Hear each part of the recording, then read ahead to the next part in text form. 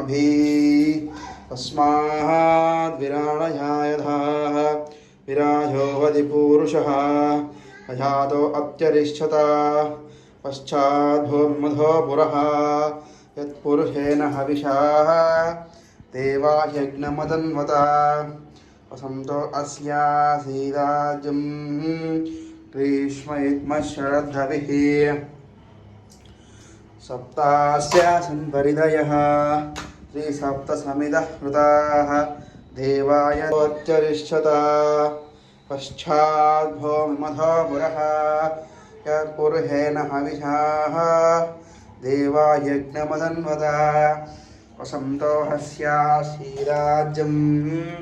ग्रीष्म शरद्धविः सप्तास्यासन् हृदयः त्रिसप्तसमिदः कृताः देवाय ध्रुवं विश्वं नारायणं देवमक्षरं परमं पदं विश्वतः परमा नित्यं विश्वं नारायणगुं हरिं विश्वमेवेदं पुरुषः पदं विश्वं शात्मेश्वरगुं शाश्वतगुं शिवमच्युतं नारायणं महाध्येयं विश्वात्मानं परायणं नारायणपरो ज्योतिरात्मा नारायणः परः मत्तु